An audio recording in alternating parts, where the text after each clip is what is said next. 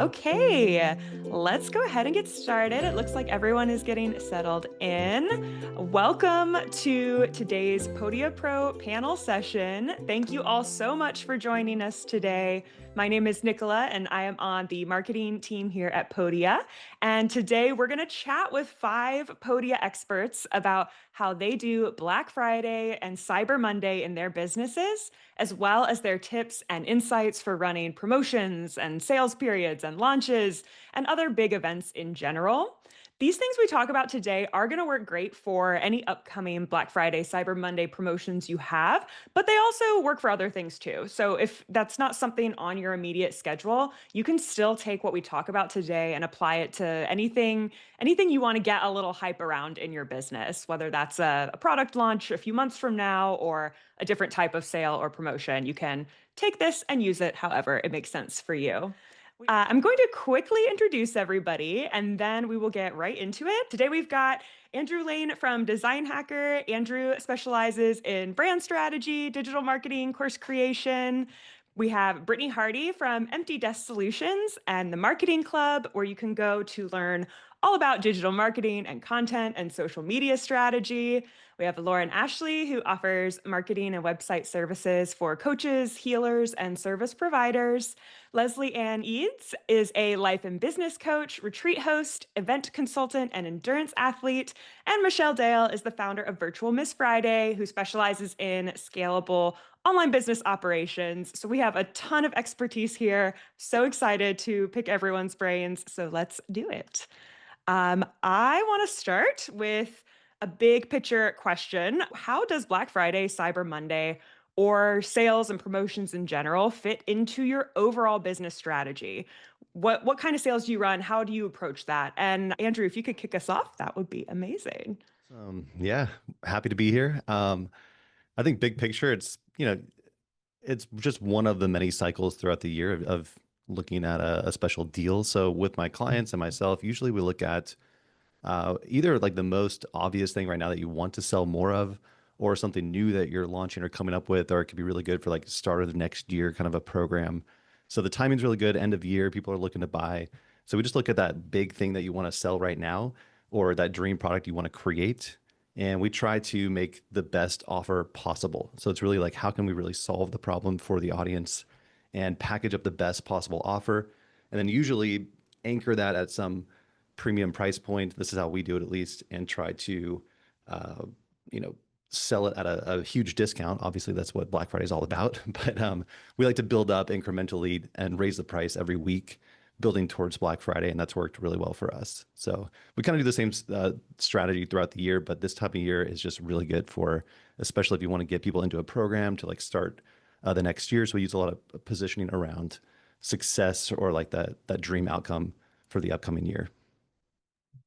Yeah, I love that. I love that it's part of a bigger cycle as well. It's not just a one-off thing. It seems like it could be really a bigger part of the business. And if any other people would like to chime in on how they approach sales and promos, handing the mic over to you. So I always find that because Black Friday, I mean, let's be honest, it gets a little bit saturated around the time. I think that the build up time before Black Friday is the most important and the most essential to sort of educate your potential customers and clients, just like you've been doing with this promotion throughout the whole thing.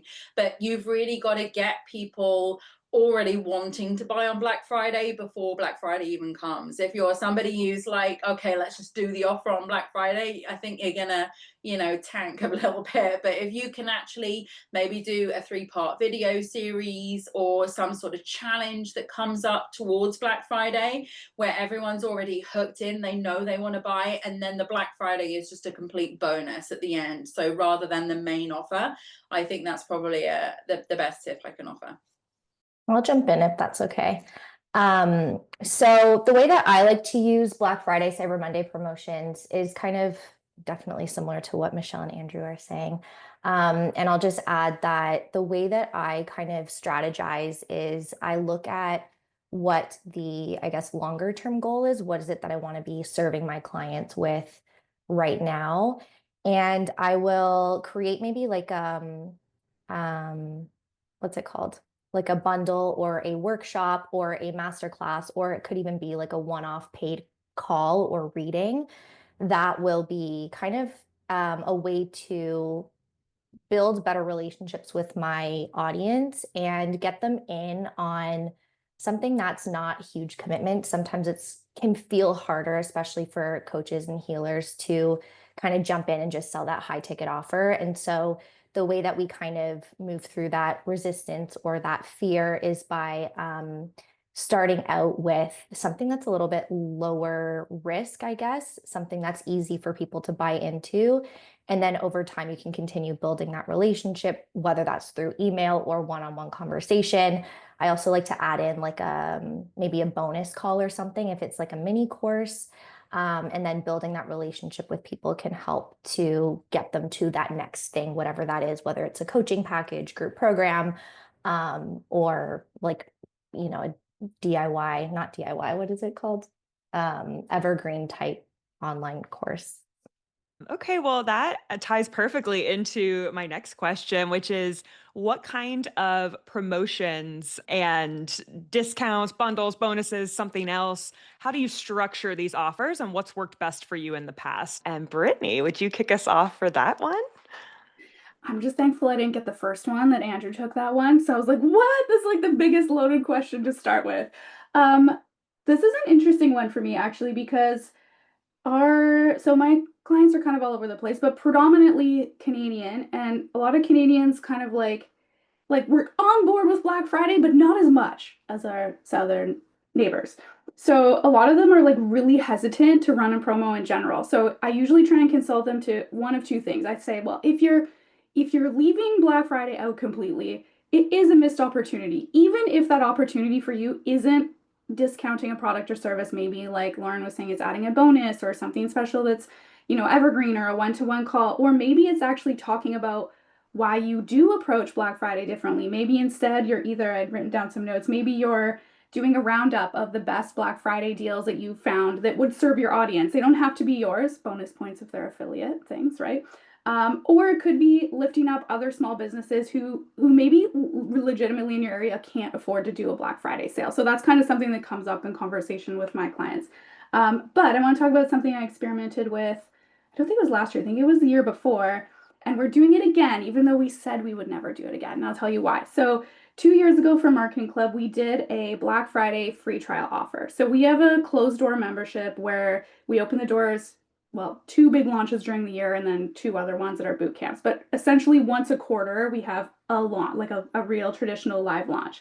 So we thought, okay, let's try this free trial thing, because our membership doesn't have a free trial. They sign up, it's always at a discount during the promo rate, but there's never a trial. So we did that a couple years ago using Podia for a membership. We had 186 people sign up for the trial, which is amazing. That would have like tripled our membership at the time. One person stayed, one. And we kind of, our membership, because everything is delivered live, this is where it's important to look at, okay, what is the offer, especially if you're going to do a trial? Because if they have to show up live and you can't get them to show up live in that trial period, you're never going to convert them. It's really tricky. So no surprise, the one person that did show up, she stayed because she understood the value of what was in there. It wasn't a loss because this person's still a member today, 2 years later. Like, it's made its money and it's more valuable in other ways. The connections that we've had, even from one person and the referral business back and forth, totally worth it. But we vowed at that time we would never do a free trial again because we felt like we wasted our energy. And then Podia said, hey, you can now have a credit card up front on a free trial. And we're like, okay. So this year, it's all experimenting. So we're trying it again this year. And I did want to also add that trying to benchmark, like, it's really important to look at it doesn't mean you have to shoot for the low number or the really high number, but to be aware of what that benchmark stat might be in your industry. So depending on where you get your information, that might be different. But some quick numbers that I looked at this morning was 2 to 5% on a no credit card required, which was pretty close to what we were looking at in ours. 30 to 50% on credit card upfront. I don't know if that's going to be on like a regular offer or a membership, but anyways, it's all experimentation. I would encourage, if you did try a free trial in the past and you're using Podia, and when you didn't have the option to collect the credit card, I would try it again and see if your results are different this time. So that's my piece for that. Experimenting, I feel like, is the answer to so many questions. It's just you have to see what works for your products, your audience, your business. Awesome. Anyone else want to talk about what kind of offers, promotions that has worked for them in the past?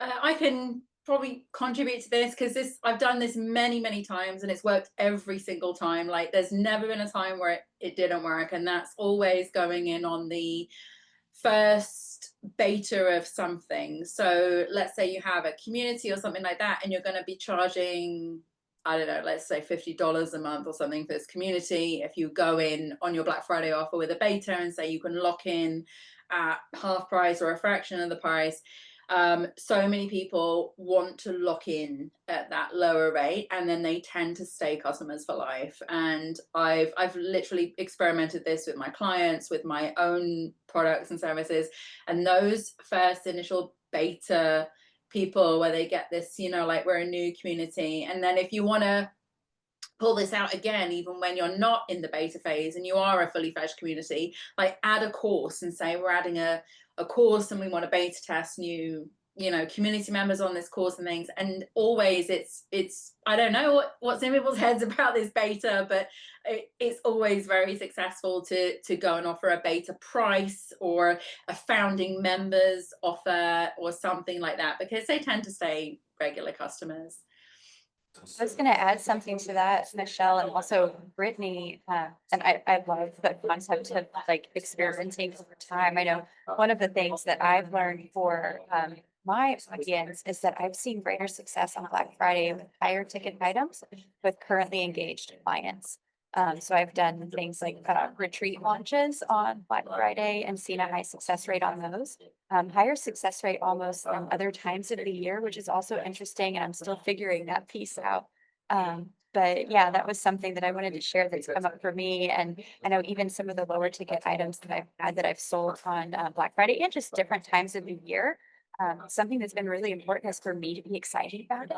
I've had things that I'm not super excited about, and then I go to promote them and sell them, and they kind of tank. But then things that I'm really excited about seem to take off, which makes sense, right? But that was something else that I wanted to share. Yeah, I want to add on to that. The energy behind it's huge. And I know for most, I mean, pretty much everyone, it's like the pressure of these like timelines and doing these kind of launches is really stressful and can like create some resistance. So what we always try to do with clients is look at the Black Friday as like the end of the whole thing. And you're building up right now towards that. And a few weeks before, we usually look at the calendar and we're like, okay, a couple weeks before, have a deadline for yourself to have the whole offer together, get some people in. Because the first like 3 sales is always the biggest like hurdle. Once you have that momentum is huge in a promotion like this.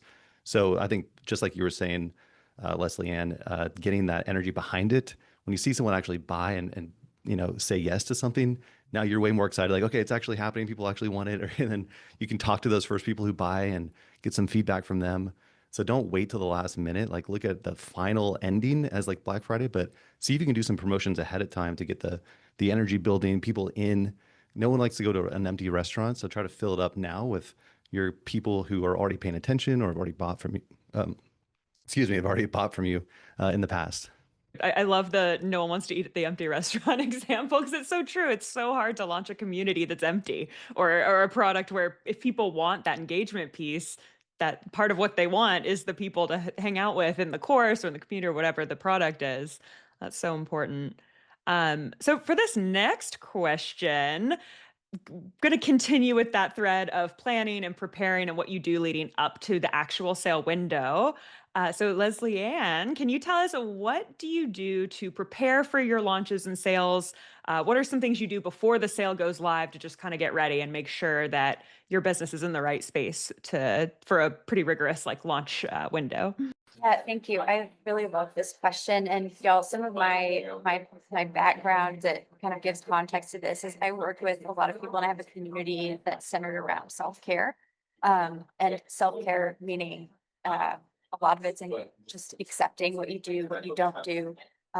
Andrew, the energy that you're bringing to things that you're not bringing to things. And so part of my launch plan and getting ready for, especially a Black Friday launch, is how you're taking care of yourself.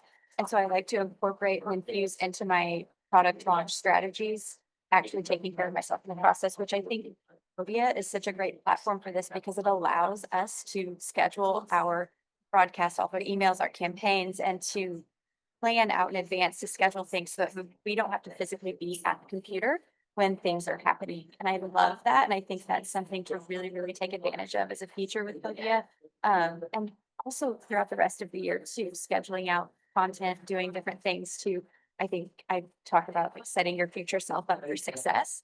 I think that's a really big part of it. And especially with these launches, and I know everybody's talked a little bit already about just that planning process and Black Friday being like the kind of the end, right? And kind of building up to that. So maybe even not planning everything all in one day, but setting it up to where you have blocks of time built in over time to where you can do the things you need to do without getting burnt out, without feeling the overwhelm, without feeling the stressors of it. And so you can be in that space of bringing that excited energy to it and celebrating along the way too. I think that's the other big thing is planning for a celebration for no matter what happens. Because Brittany, I loved your example too, how you had that one person convert that you're like, this is a huge win. And I think as creators, it's sometimes really hard to overlook those just one person, but that one person is a really big deal and it's still a huge win. So that is, yeah, that's part of my strategy. I can jump in next. So I have prepped in various ways where I've done, just kind of like an outline and go with the flow and wing it for Black Friday itself. And then I've done very structured launch plans that almost felt a little bit too rigid, and I kind of lost that sense of excitement in my sales process. And so what I find works best for me, and again, this is going to be unique to everybody, so I invite you just to, play with it and see what works for you. But I like to have enough prepared, which looks like maybe a detailed outline of what I'm talking about each day that I'll create emails out of and social media posts. And I don't know, I might pop on live or I might do some stories about that topic. And so I'll cover the majority of my bases by prepping the content for it. Obviously, you have to have like the landing pages and the this and the that and all of that ready as well. But in terms of actually promoting the sale, I will prep the majority of that content and also leave space to switch it up. So if one day, for example, I have this email that's going to go out and I'm like, you know what, this just is not hitting today. I feel called to talk about this instead. And I have the time and space to write an email or to talk about it in a different way, then I will go ahead and do that. So having enough structure that you're not self-sabotaging or just like throwing your hands up and being like, I can't finish this, but also enough flexibility that you can lean into excitement, because it's, I think, been a very common theme here that everyone's like, yes, you have to be excited about your offer or else it's just not going to land with your audience. I can throw something in here, I suppose. This is sort of on another tangent, but I'm a huge fan of getting very, very clear on what I want at the end as the end result of the whole launch and sales and everything like that. And I'm super big on like visioning and getting clear on this is the result, this is what I want, this is how I want to do it, this is how many weeks I'm going to do it over, this is how many emails I want to send, this is, so I get very, very clear on that. And then cheat sheet, throw it in ChatGPT and just see what it says. Because you can get some really good ideas and information and structure, because obviously that's pulling a lot more from other sources than just my own brain. Although I've got 20 years experience in launches and doing this stuff and building online businesses, I still learn things from ChatGPT that I was like, oh, okay, so somebody else has done this, someone's tried this, and that's an actually very good idea. And then I kind of use that to enhance what I already know, what I'm already doing. So even if you think, yeah, I'm following a structure, let's say you're following Jeff Walker's product launch formula or something like that, it's still worth getting very clear on what you want out of the process, not just listening to other people, even not just listening to us and following us all rigidly, but just saying, what do I really want? And then throwing that at AI or something like ChatGPT just to give you ideas and feedback on what your vision is and see what it comes up with, and then do what feels right for you in that moment. Can I add to that a little bit, Nicola? It's also, I'm glad that you said put it into ChatGPT because I mean, I'm an ADHD entrepreneur. I'm pretty much ChatGPT is like my therapist 24/7, guys. But I will do that a lot in like the post-launch phase as well. So, and sometimes I was really clear on what I wanted, and maybe sometimes I'm not. But I'll take the results and I'll say, here's what we did, and here's the results.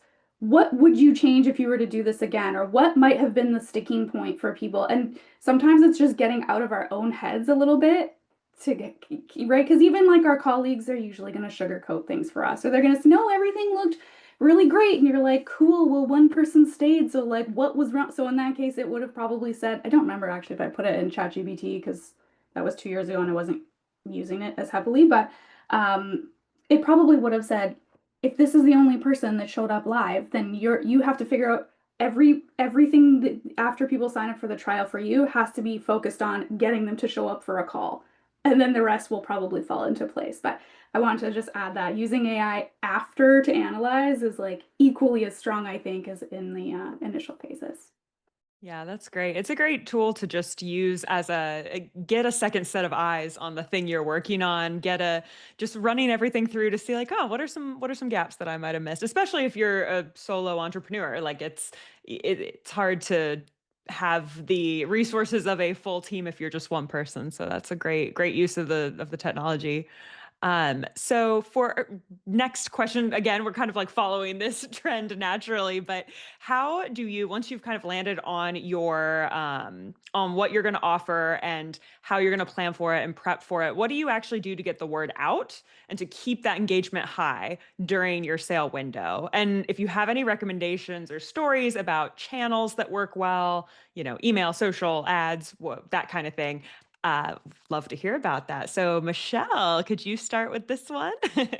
Well, I can offer, I mean, there's lots of things you can do, but one thing I particularly like to do is run some sort of giveaway offer or something like that. So there are apps out there that like, I think one of them is like King Sumo or other giveaway kind of apps that you can use that basically you can feed into, like, sign up for this, get this, go and follow me on Facebook, and then people collect points basically from doing things. And then all you do is get that out anywhere and everywhere that you possibly can. I always recommend this for people who are very low on maybe followers or social media, don't really have an ad budget or something like that, because that's the easiest way to sort of pick up people organically and for free. And I specialize particularly in organic marketing. So for me, I would say definitely look into some sort of giveaway app where if people follow you on social media, if people sign up to your mailing list, if people watch a YouTube video, if people do any of these little things, they can gather up points, which then gets a little bit of traction on what you're doing. And then obviously you can pick out the winners at the end and they can get some sort of free gift or free offer or something like that. So that's what I would say, probably if you're starting out and you're not already like got a huge list or something like that, do something like that and just send it out to anywhere and everywhere and try and get people to share it too. Yeah, what was that app called? That sounds really cool. King Sumo. King Sumo. Okay. Thank you. So I tried that strategy that Michelle's talking about for my podcast launch. It worked really well. And, just dripping, like kind of giving, not like mystery, but kind of mystery, like dripping different, giveaways every day. And just keeping the excitement up is really helpful. I think this has been mentioned already, but I like to start building anticipation and teasing my offer really early to get people ready so that when the sale does drop, they're already ready to buy. And from there, it's just kind of like reminding them like, hey, this sale is on. And so I'll do that by focusing a lot on, what problem the offer is going to solve. I may or may not actually name what the offer is. Usually I'll start very again, just the more mysterious you can kind of be about it, the more people are like, ooh, what does she have to say? Like, what else is there to this, right? So I purposely leave out a lot of details. And then as time goes on, I'll add more and more details. And again, just focusing on that transformation and what your offer actually does for people. I see a lot of entrepreneurs marketing programs that are just kind of selling like, oh, I have this one-on-one program. And it's like, okay, but like, why does that matter, right? So if you can kind of keep answering that question, why does this matter? How is it relevant to your audience? Why should they care? Then that will probably help a lot with making sure that you're getting the right type of content out there. Yeah, I think on that point, the being clear about the transformation, how you're helping them, what I try to do the month or two before is show a lot of proof of that you're actually getting results. So the teas can be maybe not so much how you're doing it, but like, hey, we just did this, we just accomplished that. Showing just the wins. Like they don't have to be huge wins, but little things that you're doing that are fun and exciting for you kind of reinforces your own belief in what you're selling and showing that either you were doing it for yourself or ideally you're also helping other people get results. And then what we do is get a waiting list. We're putting this together. If you're interested in learning more about this, just go sign up for a waiting list and we'll give you all the details pretty soon. Where you can maybe say you're doing a Black Friday, but they probably assume it's coming around then.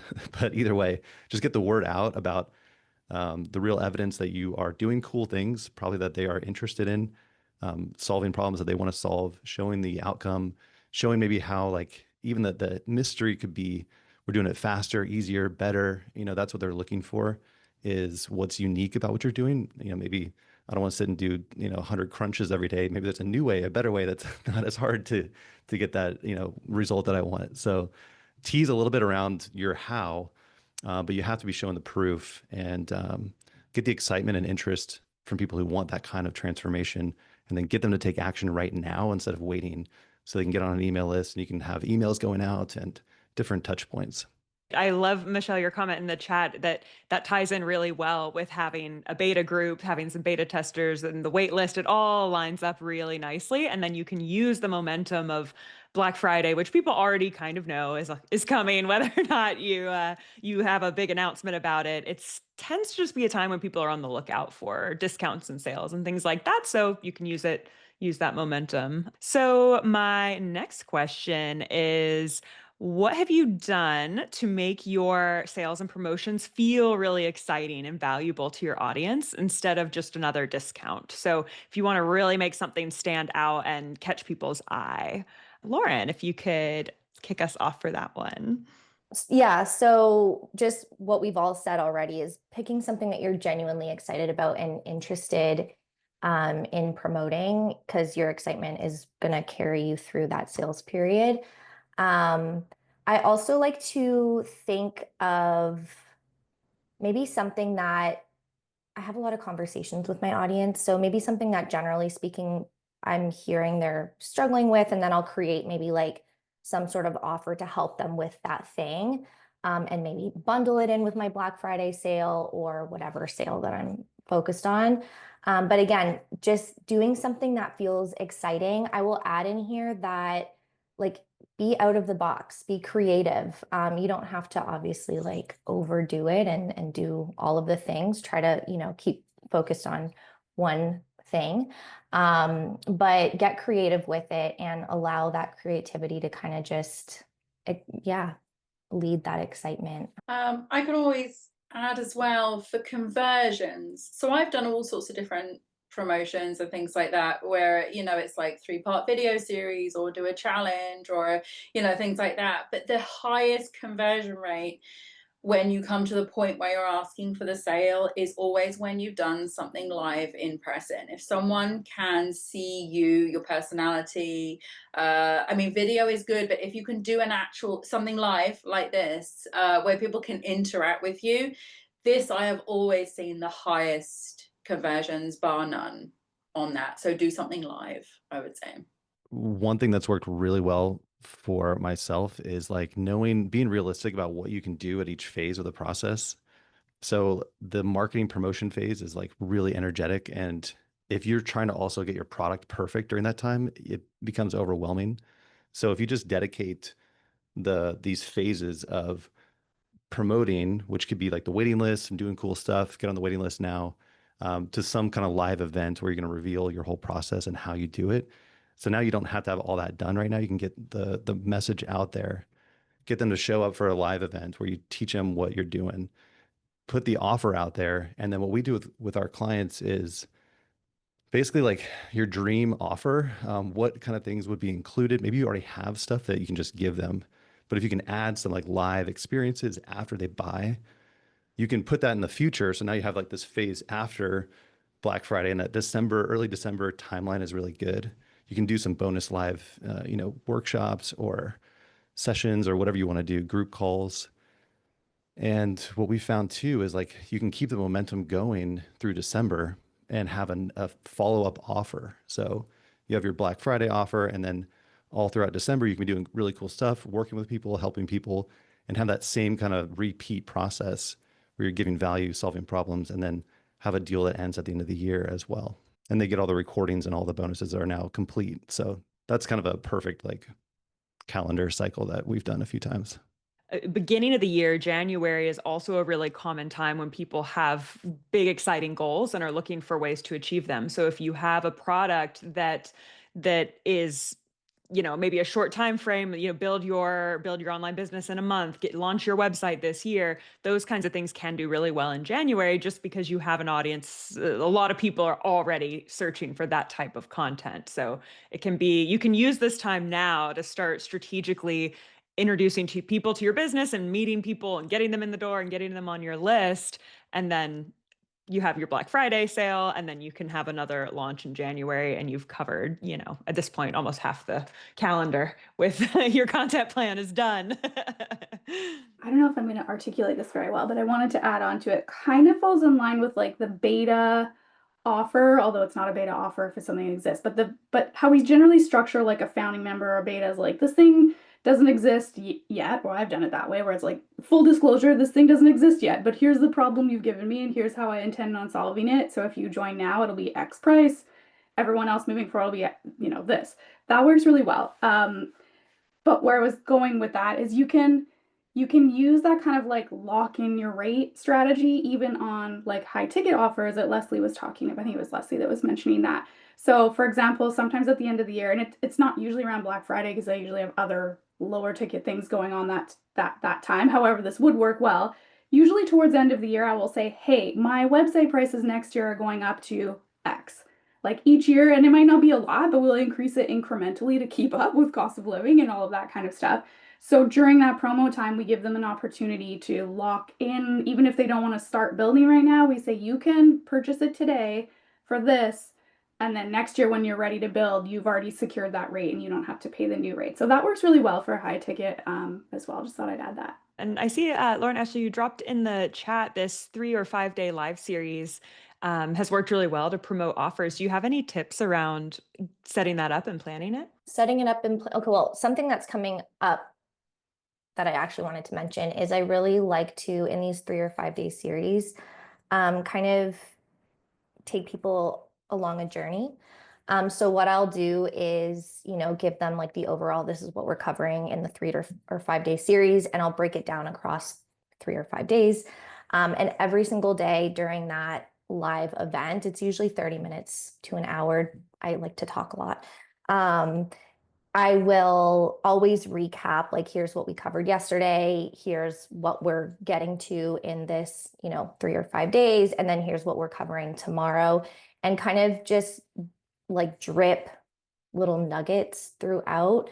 I'll also, if I have not yet shared about the Black Friday offer or whatever it is that I'm selling, I'll take the opportunity within that live series to say, like, I have something coming that I'm going to talk to you about maybe on, Thursday or Friday, whatever day it is, that is going to help you with XYZ. Really excited to help more clients with this, yada, yada. And just, like I said, kind of dripping in a little bit of that mystery, but like taking them along the ride. I also like to do this in emails. So sometimes at the end of an email, I'll say, tomorrow I'm going to be talking about da da da da da. And it kind of just tells a story over days and keeps people engaged in that way. Because then they're looking forward to what you're going to be talking about next. Guys, so my next question is not for any one specific person.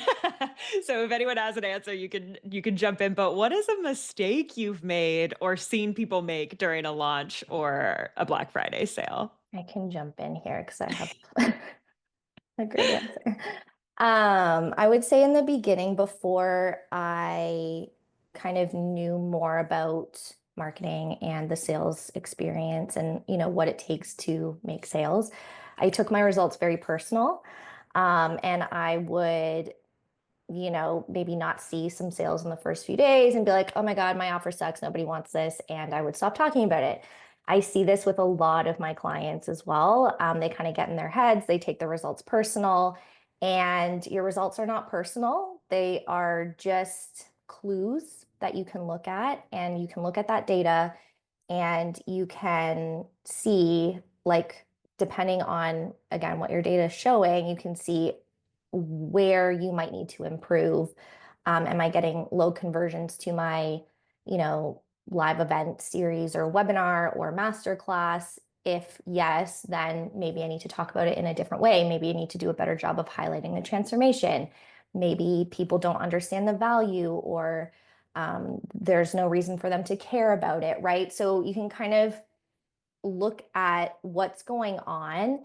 And if you were to take yourself out of it, like remove yourself from it, what is your data saying about your launch process or your sales strategy, right? And when we take that step back and look at it from a more neutral lens, we can kind of see or get ideas about, okay, what could we try instead to maybe generate more interest or to convert? You also have to remember that people are only, we live in a very distracted world. So people are only hearing little bits of what it is that you're saying, and they might even forget about it, 5 minutes later. So what the biggest mistake I see and have made is not talking enough about the offer. So keep talking about it, and don't let preliminary results stop you from following through on your launch. Also, I can add that I think one of the mistakes that I've certainly made in the past, and I've seen other people do it too, is when they're focused too much on selling the stuff rather than selling the result. So, like, rather than selling my email marketing success formula, you want to sell how to, get 100 emails by the end of the month or something like that, or subscribers. So it's more, people don't really care about the stuff, or the products and the product. They care about, like, what's it going to do for me. So you don't have to load it up with a bunch of stuff, but you have to load it up with a bunch of promises and results at the end of what's going to happen once you do take the offer. And I think that's also really key. I've definitely experienced it just for myself, the personalization of sales, especially early on in my business, and it creeps up still. It's just part of the process, but that's such a good reminder. Something else that we've talked about is I've tried to sell things that I wasn't excited about, or that I had maybe become not excited about because I hadn't seen the results that I wanted. So doing that work to kind of revisit that, and again, just leaning into what excites you. And then I think the third thing that we've been talking about a little bit is that, Brittany, you mentioned this in that comment about people craving that experience. I think I've seen more success with live experiences than I have selling pre-recorded, um, pre-recorded products, because I have some of those, and those have, were once a live event. And so that's been something that I've learned over the years, and there's still value to the pre-recorded, but I think if whenever I go to sell a pre-recorded experience now, it is partnered with some kind of new live component. So I think that would be the thing that I would add to that. Yeah, that's exactly what I've seen too. Oh, sorry. The adding the live. Now, what I've seen too with clients, and this is like the mindset, I think the mistake people make is like, oh, well, if this flop, then it's not good. But you have to look at it as like a step, a building block towards your building your castle, like one brick at a time. And a lot of the clients we've had big success with have had many launches. And through that process, they've added more and more value to their offers. And now what usually happens at that point is now it's like you have a bunch of great stuff, but now it's kind of overloaded. So you can now sell in a different way. Like, hey, I've got all this great stuff for you, but if you join now, we're going to do like a crash course, like live, 3-day experience where I'm going to guide you through it myself and give you like the updated version of it. So it's just knowing that like you're building assets in your business, and that's what you have to think about through this whole process. Your marketing, you're going to learn, these funnels you're creating, the promotions, the leads you're generating, and people you're attracting may just be different types of partnerships or collaborations you attract. Like, you don't know what can come out of it, but it does take the right mindset to know that, like, hey, even if no one buys, like, it's going to be okay. I'm making progress towards that bigger goal in my business. So I just think mindset is really key, because it brings up a lot of that personal growth, like fears when you're doing promotions like this and putting yourself out there. Just know it's a journey, and maybe it's going to be a couple of years from now before it really starts to hit for your business. I'm totally backing that one up. I've had the same experience because, like I say, like 20 years I've been doing this, and I've been teaching since 2011, and I've literally had people on my list going, "Hey Michelle, I've just bought your program. I've been on your list for 7 years. I just feel ready now." Like 7 years, like, but now I'm ready. But hey, the work I did 7 years ago is paying off right now. So always stick with it and keep at it, because it's an asset. Everything you do is always an asset, even if it's just one subscriber or one member, or it doesn't matter. It's going to come back, like, for sure. I was gonna add the actually, it's kind of along those lines what Andrew was saying, like, building it up brick by brick. There's so much like magic and data behind the people that did not buy, specifically the ones that click on something and don't buy. So I've done things in the past where I've sent, sometimes they're like funny, cheeky emails, and I'm like, I saw you clicked this. Is that creepy? I don't know. Podia tells me you clicked it. Anyways, I'm curious why you didn't buy. And if you're willing to hop on Zoom with me and let me answer a few questions, I'll give you 30 minutes of free marketing consulting. Like, it's just a random idea, but I've done things like that because getting their challenges in their own words, and then I have it recorded so I can kind of, it's usually the offer is still what they need, but the messaging was off. Either I was still selling like the feature, not the benefit, or I didn't quite explain it clearly enough. Like, we've had people say, "Oh, I didn't join marketing club because like I didn't really understand like what the Monday office hours would do for me." And I'm like, "Oh, that's when you take your social media plan you made with us and you like do the work. Like, we're there for you to support you." And then they're like, "Oh, accountability, I get it. Yeah, okay. I need that. I need someone to sit there with me and do the thing." So there's so much value in the people that, and yes, you can send a survey to your whole list, but the people that didn't click on the first place, probably not going to answer it anyway. So it's reaching out, kind of old school, but like one by one with people that click your sales page and don't buy. And the other one mistake that, and we're all guilty of this, and especially if you're all in on email marketing, you're probably just not sending enough emails, like in general. We see that with clients are like, "Well, I sent like 3 emails. Like, that's a lot for my list." And I'm like, 3 emails? I send like 25 emails during like a 2-week launch period. And that freaks some people out. And if that doesn't align with your business, that's also okay. But in general, increasing the frequency a little bit, even if you're segmenting to people that have clicked and you're kind of over time adding these different messages that make sense, that's really powerful too. Yeah, I'll just say talking to people, like talking to potential customers, getting on calls, like it changes your whole energy around like, why is no one paying attention or buying, to just like being proactive. You can actually be proactive and offer free calls and make it, brand it in a way that's like, hey, if you want to like a quick breakthrough call or like quick clarity call or something, like make it valuable, something that they're actually going to get value from. Make it 15, 20, 30 minutes, whatever. Don't take up too much of your time, but 3 or 5 calls and you're going to see exactly what people are struggling with, what they need. That'll help you with all that content you need to create for social media, for your emails, for your webinars, for your live content. You'd be like, hey, I talked to this person, that person. It builds up your credibility so much more. And like, I'm hearing this from people and here's how I'm helping them and some common mistakes and like how to get it past them. So conversations with people can change the energy of your launch super fast. We also want to throw in a story if we've got time. It kind of accumulates all of this, and everyone's talking, and I'm like, oh my God, that reminds me of my first launch. And I remember it distinctly on my first launch. I started with a list of 0 people, no subscribers, nothing. And I just had in my head, I'm going to create this program. So I used to get a lot of questions from people asking, how do I create a service business? How do I get it online? And it was getting too much. So I was like, I'll create a program. So I decided I was going to start blogging. I posted a blog every single day, and every single time I posted a blog, I would send it out on an email from the first subscriber right through till I got to 500 subscribers. When I got to 500 subscribers, I was like, right, I'm going to launch this thing.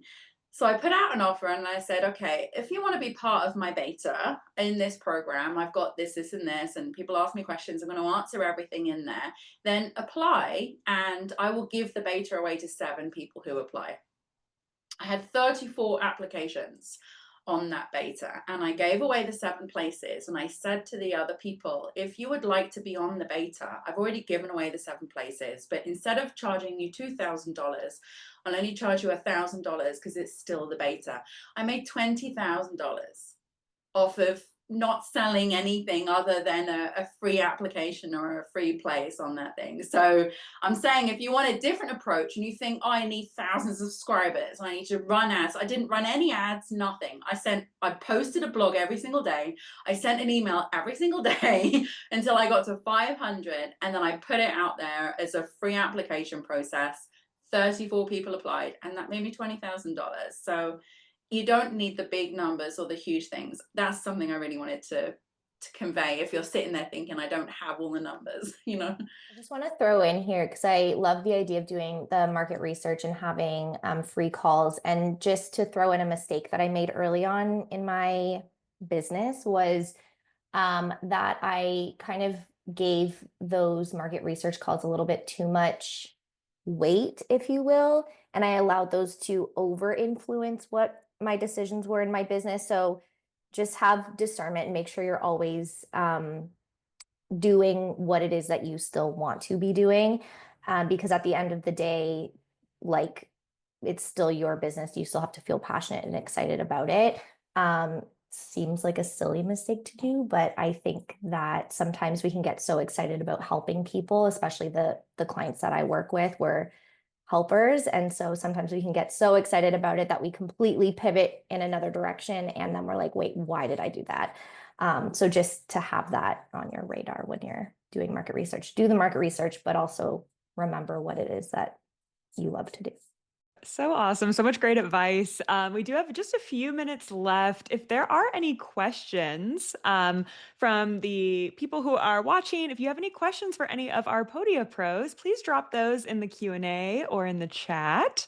Also, if you have questions about Podia, I can answer those for you too. I'm not seeing any coming through just yet. So if any of you have any final bits of advice you'd like to share, or just, tips for someone moving forward, and then we can address questions if they come through. And yes, Brittany, I agree. I have so many ideas right now.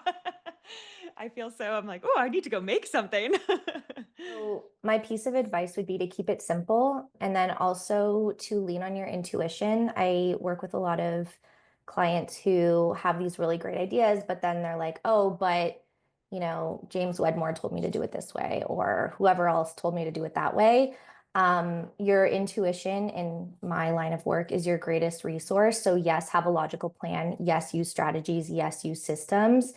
And also give your intuition the opportunity to lead you in the right direction. Because, Michelle, I think, was mentioning visualization and that end goal, and visualizing that end goal. Your intuition knows the path there. So give it space to also lead you, and trust yourself in that process. Yeah, I'll piggyback on that. Sorry, I keep cutting you guys off. The simple, I always ask myself, because when you start to get in the weeds and you start to learn the perfect launch and what someone else did to do a 6-figure launch, and it gets really in the weeds real fast, and it becomes just super frustrating, and the whole thing can spiral very quickly. It's happened to myself and clients all the time. You're like, here's this whole idea of what I had it's going to be. I always think what's the easiest, how can I make this as easy as possible for myself? And just knowing that, again, it's just one of many steps in the journey. I need to get, I want to get something out. I really want to feel good about it. So I always ask myself that, how can I make this more fun, more easy, and just simplify the whole thing as much as possible? And then sometimes you'll see even better results from that, but try to find that, tap back into that kind of energy. I was just going to say, sort of going along the lines of, we're talking about mindset and things like that, it is so important. We talk about the, a lot of the technical things that you can do and the strategies and things like that. But I always tell myself every single time, even when things look like they're going wrong, everything always works out for me. So, the numbers are down, everything works out for me. It's going to be fine. There's a reason behind this. Everything works out for me. And I just keep saying that the whole time, and everyone thinks I'm nuts. But I'm like, yeah, it's fine. The house is burnt down. down, everything's working out for me. But like, it's kind of like that, you know, you've got to really truly believe that. And that's when you see the magic happen. When you start going the rabbit hole of, oh, that's not as many subscribers as I'd hoped, or that's not as many sales as I hoped, or people aren't opening, or you're going to keep going down that rabbit hole. If you can pull yourself out and say, hey, everything's working out for me, that will keep you going in the right direction. Just try to, I'm not saying ignore what's going on. You've got to look at your statistics. You've got to look at the feedback from people, but always see it, always give it good meaning. Always give it good meaning. That needed to happen. I needed to learn that, needed to see that. So just keep on the up. I just want to add an affirmation that I like to use, because you kind of mentioned everything's always working out for me. I also like to say to myself, my results come out of nowhere, or clients come out of nowhere. And I've literally had this happen where I've closed the doors on a product and like a late application came through and I got the exact number of people that I wanted in the end. So just keep an open mind. Remember that, you know, people don't necessarily have to follow the step-by-step process and go through every single thing that you're doing in order to get a sale or to become a client, and just remain open in the whole process. That is such great advice. And we had a really amazing question just come through asking if the Podia Pros are available for hire to work with one-on-one. And absolutely, yes, they are. I'm going to drop the Podia Pros page in the chat here for everyone. Thank you all so much for being here today. We're wishing you all the best of luck in your next big launch, in Black Friday, Cyber Monday, whatever you do next. And we can't wait to see what all you do. So thank you. Thanks, everybody.